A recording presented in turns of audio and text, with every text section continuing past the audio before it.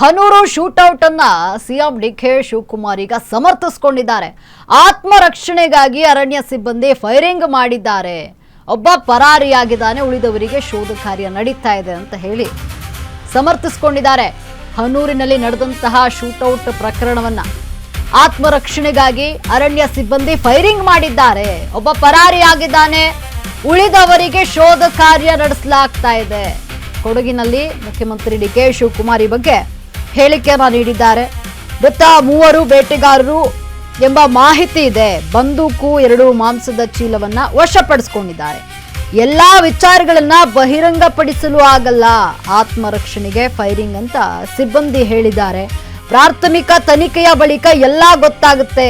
ಮೃತ ಮೂವರಿಗೂ ಕೂಡ ಪರಿಹಾರದ ಕೆಲಸ ಮಾಡ್ತೇವೆ, ಯಾವ ರೀತಿ ಪರಿಹಾರ ಅಂತ ಮುಂದೆ ತೀರ್ಮಾನ ಆಗುತ್ತೆ ಅಂತ ಕೊಡಗು ಜಿಲ್ಲೆಯ ಭಾಗಮಂಡಲದಲ್ಲಿ ಈ ಬಗ್ಗೆ ಸಿಎಂ ಡಿಕೆ ಶಿವಕುಮಾರ್ ಹೇಳಿಕೆಯನ್ನ ನೀಡಿದ್ದಾರೆ.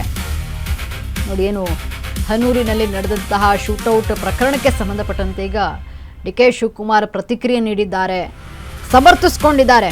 ಆತ್ಮರಕ್ಷಣೆಗಾಗಿ ಅರಣ್ಯ ಸಿಬ್ಬಂದಿ ಫೈರಿಂಗ್ ಮಾಡಿದ್ದಾರೆ, ಒಬ್ಬ ಪರಾರಿಯಾಗಿದ್ದಾನೆ, ಉಳಿದವರಿಗೆ ಶೋಧ ಕಾರ್ಯ ನಡೀತಾ ಇದೆ ಅಂತ ಕೊಡಗಿನಲ್ಲಿ ಮುಖ್ಯಮಂತ್ರಿ ಡಿಕೆ ಶಿವಕುಮಾರ್ ಹೇಳಿಕೆಯನ್ನ ನೀಡಿದ್ದಾರೆ.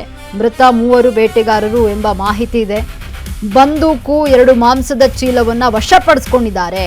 ಎಲ್ಲಾ ವಿಚಾರಗಳನ್ನ ಬಹಿರಂಗವಾಗಿ ಹೇಳಲು ಸಾಧ್ಯವಿಲ್ಲ, ಆತ್ಮರಕ್ಷಣೆಗಾಗಿ ಫೈರಿಂಗ್ ಮಾಡಿದ್ದಾರೆ ಅಂತ ಸಿಬ್ಬಂದಿ ಹೇಳಿದ್ದಾರೆ. ಪ್ರಾಥಮಿಕ ತನಿಖೆಯ ಬಳಿಕ ಎಲ್ಲ ಗೊತ್ತಾಗುತ್ತದೆ, ಮೃತ 3 ಪರಿಹಾರದ ಕೆಲಸವನ್ನ ಮಾಡ್ತೇವೆ, ಯಾವ ರೀತಿ ಪರಿಹಾರ ಅಂತ ಮುಂದೆ ತೀರ್ಮಾನ ಆಗುತ್ತೆ ಅಂತ ಕೊಡಗಿನಲ್ಲಿ ಸಿಎಂ ಡಿಕೆ ಶಿವಕುಮಾರ್ ಈ ಬಗ್ಗೆ ಹೇಳಿಕೆಯನ್ನ ನೀಡಿದ್ದಾರೆ. ನೋಡಿ, ಏನು ಚಾಮರಾಜನಗರದ ಹನೂರಿನಲ್ಲಿ ಏನು ಶೂಟೌಟ್ ಆಯಿತು ಬೇಟೆಗಾರರ ಮೇಲೆ, ಈ ವಿಚಾರಕ್ಕೆ ಸಂಬಂಧಪಟ್ಟಂತೆ ಸಾಕಷ್ಟು ಹೋರಾಟಗಳನ್ನ ಮಾಡ್ತಾ ಇದ್ರು. ಇದೀಗ ಈ ಬಗ್ಗೆ ಡಿಕೆ ಶಿವಕುಮಾರ್ ಪ್ರತಿಕ್ರಿಯೆ ನೀಡಿದ್ದಾರೆ. ಅಂದ್ರೆ ಏನು ಆತ್ಮರಕ್ಷಣೆಗೋಸ್ಕರ ಅಧಿಕಾರಿಗಳು ಅರಣ್ಯ ಸಿಬ್ಬಂದಿಯನ್ನು ಫೈರಿಂಗ್ ಮಾಡಿದ್ದಾರೆ ಅಂತ ಸಮರ್ಥಿಸಿಕೊಂಡಿದ್ದಾರೆ. ಈ ಶೂಟೌಟ್ ಪ್ರಕರಣವನ್ನ ಒಬ್ಬ ಪರಾರಿಯಾಗಿದ್ದಾನೆ, ಉಳಿದವರಿಗೆ ಶೋಧ ಕಾರ್ಯ ನಡೀತಾ ಇದೆ ಅಂತ ಕೊಡಗಿನಲ್ಲಿ ಮುಖ್ಯಮಂತ್ರಿ ಡಿಕೆ ಶಿವಕುಮಾರ್ ಹೇಳಿಕೆ ನೀಡಿದ್ದಾರೆ. ಮೃತ 3 ಬೇಟೆಗಾರರು ಎಂಬ ಮಾಹಿತಿ ಇದೆ, 3 ಕೂಡ ಬೇಟೆಗಾರರು, ಅವರ ಕೈಯಲ್ಲಿ 2 ಬಂದೂಕಿತ್ತು, ಮಾಂಸದ ಚೀಲ ಇತ್ತು, ಅದನ್ನ ವಶಪಡಿಸಿಕೊಂಡಿದ್ದಾರೆ.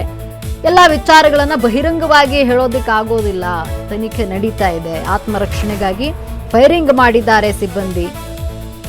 ಪ್ರಾಥಮಿಕ ತನಿಖೆಯ ಬಳಿಕ ಎಲ್ಲ ಗೊತ್ತಾಗುತ್ತೆ, ಮೃತ 3 ಪರಿಹಾರದ ಕೆಲಸವನ್ನ ಮಾಡ್ತೇವೆ, ಬಟ್ ಯಾವ ರೀತಿ ಪರಿಹಾರ ಅಂತ ಮುಂದೆ ತೀರ್ಮಾನ ಆಗುತ್ತೆ ಅಂತ ಕೊಡಗು ಜಿಲ್ಲೆಯ ಭಾಗಮಂಡಲದಲ್ಲಿ ಸಿಎಂ ಡಿಕೆ ಶಿವಕುಮಾರ್ ಹೇಳಿಕೆ ನೀಡಿದ್ದಾರೆ.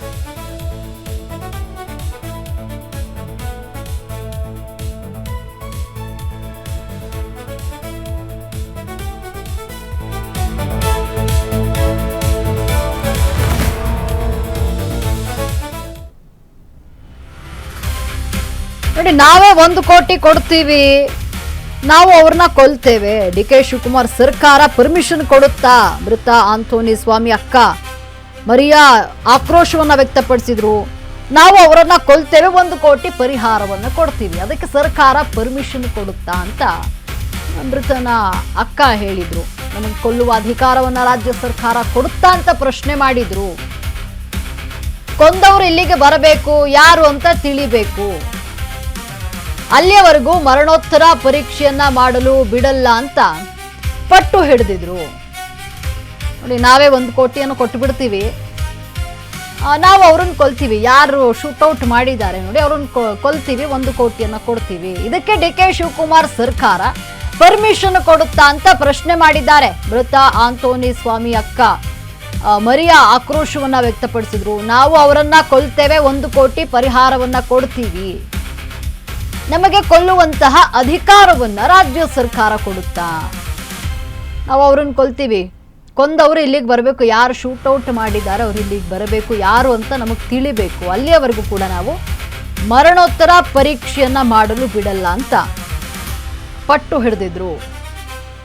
ನೋಡಿ, 1 ಕೋಟಿ ನಾವು ಕೊಟ್ಬಿಡ್ತೀವಿ, ಏನು ಸರ್ಕಾರ 5 ಲಕ್ಷವನ್ನ ಕೊಡ್ತೀವಿ ಪರಿಹಾರವನ್ನ ಅಂತ ಏನು ಹೇಳಿತ್ತು, ಅದಕ್ಕೆ ನಾವೇ 1 ಕೋಟಿ ಕೊಡ್ತೀವಿ, ಯಾರು ಶೂಟೌಟ್ ಮಾಡಿದ್ದಾರೆ ಅವ್ರನ್ನ ಕರ್ಕೊಬಂದು ನಮ್ಮ ಮುಂದೆ ನಿಲ್ಲಿಸಿ ಅವ್ರನ್ನ ನಾವು ಕೊಂದುಬಿಟ್ಟು ಅವರಿಗೆ ಪರಿಹಾರ ಅಂತ 1 ಕೋಟಿ ರೂಪಾಯಿನ ಕೊಡ್ತೀವಿ ಅಂತ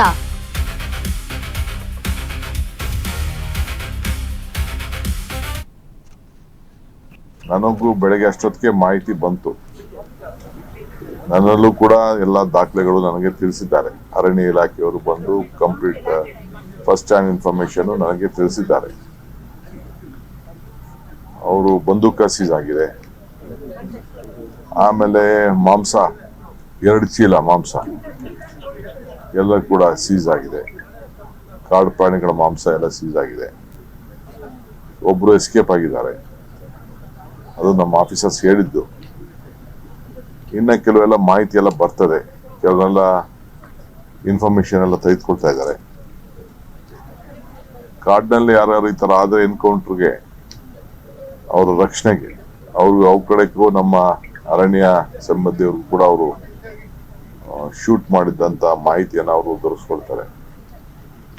ನಾನು ಅದಕ್ಕೆ ಒಂದು ಜುಡಿಷಿಯಲ್ ಎನ್ಕ್ವೈರಿ ಕೂಡ ನಮ್ಮ ಮ್ಯಾಜಿಸ್ಟ್ರೇಟ್ ಮಟ್ಟದಲ್ಲಿ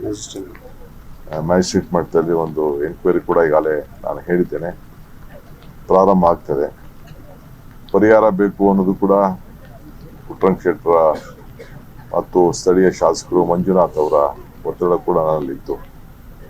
ಅದಕ್ಕೆ ಅವ್ರಿಗೆ ಯಾವ ಪರಿಹಾರ ಕೊಡಕ್ಕೆ ಸಾಧ್ಯ, ಎಷ್ಟು ಕೊಡಕ್ಕೆ ಸಾಧ್ಯ ಅಂತೇಳಿ ಅವ್ರಿಗೆ ನನಗೆ ಒಂದು ವರದಿ ಕೊಡಿ ಅಂತ ಹೇಳಿದ್ದೀನಿ. ಖಂಡಿತ ಒಂದಷ್ಟು ಪರಿಹಾರ ಕೊಡಿ. ನನಗೂ ಬೆಳಗ್ಗೆ ಅಷ್ಟೊತ್ತಿಗೆ ಮಾಹಿತಿ ಯಾವ ನ್ಯಾಯ ನಮ್ಗೆ ಒಪ್ಪಿರಲಿಲ್ಲ. ಏನು ಆ ಫಾರೆಸ್ಟ್ ಅಧಿಕಾರಿಗಳು ಯಾವ ಒಂದು ನ್ಯಾಯವನ್ನು ಒಪ್ಪಿಲ್ಲ. ನಾವು ಸಾಯಿಸೋರು ಯಾರು ಬಂದಿಲ್ಲ. ಇಲ್ಲಿ ಅಲ್ಲಿ ಸಾಯಿಸ್ಬಿಟ್ಟು ನಮ್ಮ ತಮ್ಮನ ನಮ್ಮ ಹುಡುಗರ 3 ಜನ ಸಾಯಿಸ್ಬಿಟ್ಟು ಇಲ್ಲಿ ಎತ್ಕೊಬಂದು ಹಾಕವ್ರೆ. ಈಗ 6 ಲಕ್ಷ ಕೊಡ್ತೀನಿ ಬಾಡಿ ತಗೊಳ್ಳಿ ಅಂತ ಹೇಳವ್ರೆ ಫಾರೆಸ್ಟ್ನವರು, ಇವ್ರ ಆಫೀಸವರು, ಪೊಲೀಸರು ಹೇಳ್ತಾರೆ.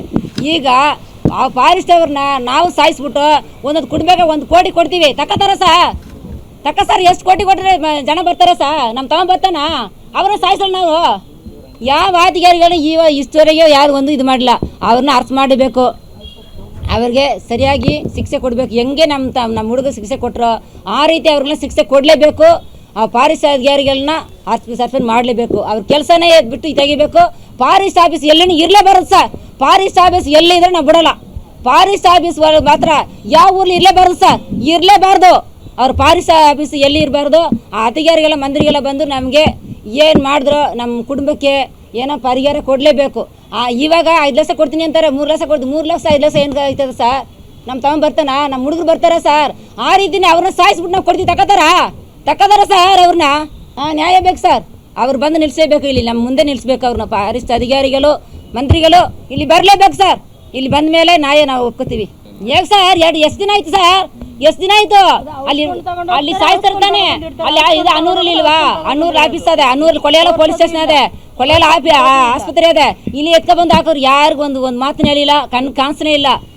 ಬೆಳಗ್ಗೆ 10 ಗಂಟೆಲಿ 10:10ವರೆಗೆ ತೋರಿಸ್ರು. ನೆನ್ನೆ ಬಂದು ತೋರಿಸಿಲ್ಲ, ಮಕ್ಕಳನ್ನ ತೋರಿಸ್ತೀವಿ ಕಾಣಿಸಿ. ನೆನ್ನೆ ತೋರಿಸಿಲ್ಲ, ನೆನ್ನೆ ತೋರಿಸಿಲ್ಲ ಸರ್. ರಾತ್ರಿ 11 ಗಂಟೆ 11:30 ಸಣ್ಣ ಮಕ್ಕಳನ್ನ ಬಿಟ್ಬಿಟ್ಟು ಅವ್ರ ಮನೇಲಿ ಒಬ್ಬರಿಗೆ ಈ ರೀತಿ ಏನೋ ಆದರೆ ಬಿಡ್ತಾರ ಸರ್ ಅವ್ರನ್ನ? ನಾವು ಯಾರು ರೈತರು ಫಾರೆಸ್ಟ್ ಅವರು ಒಬ್ಬರಿಗೆ ಹೊಡೆದಿದ್ರೆ ಇಷ್ಟವರೆಗೆ ಬಿಡ್ತಾರ ಅವರು? ಎಷ್ಟು ಆಫೀಸು ಬಂದವ್ರೆ, ಎಷ್ಟು ಪೊಲೀಸ್ ಬಂದವ್ರೆ ಸರ್? ಅವ್ರು ನೋಡಿ ಸರ್, ನಿಮ್ಗೆ ಗೊತ್ತಿಲ್ವಾ? ಒಂದು ಆಫೀಸ್ನವ್ರು ಇಲ್ಲಿ ಬಂದು ಯಾವ ಒಂದು ಮಾತನ್ನು ಕೇಳಿಲ್ಲ, ಒಂದು ಏನಂತ ನೋಡಿಲ್ಲ ಸರ್. ಅಲ್ಲಿ ನೋಡಿ ಸರ್ ನಮ್ಮ ತಮ್ಮಣ್ಣ ಹೆಂಗೆ ಆದವಣೆ, ನೋಡಿ ಸರ್, ನೀವೆಲ್ಲ ಜನ ತಾನೆ ನೋಡಿ ಸರ್ ಹೆಂಗೆ ಅವ್ರಂತ. ಯಾವ ಅಧಿಕಾರಿಗಳು ಬಂದು ಯಾವ ನ್ಯಾಯ ನಮ್ಗೆ ಒಪ್ಪಿರಲಿಲ್ಲ. ಏನು ಆ ಫಾರೆಸ್ಟ್ ಅಧಿಕಾರಿಗಳು ಯಾವ ಒಂದು ನ್ಯಾಯವನ್ನು ಒಪ್ಪಿಲ್ಲ. ನಾವು ಸಾಯಿಸೋರು ಯಾರು ಬಂದಿಲ್ಲ. ಇಲ್ಲಿ ಅಲ್ಲಿ ಸಾಯಿಸ್ಬಿಟ್ಟು ನಮ್ಮ ತಮ್ಮನ ನಮ್ಮ ಹುಡುಗರ 3 ಜನ ಸಾಯಿಸ್ಬಿಟ್ಟು ಇಲ್ಲಿ ಎತ್ಕೊಬಂದು ಹಾಕವ್ರೆ. ಈಗ 6 ಲಕ್ಷ ಕೊಡ್ತೀನಿ ಬಾಡಿ ತಗೊಳ್ಳಿ ಅಂತ ಹೇಳವ್ರೆ ಫಾರೆಸ್ಟ್ನವರು, ಇವ್ರ ಆಫೀಸವರು, ಪೊಲೀಸರು ಹೇಳ್ತಾರೆ. ಈಗ ಆ ಫಾರೆಸ್ಟ್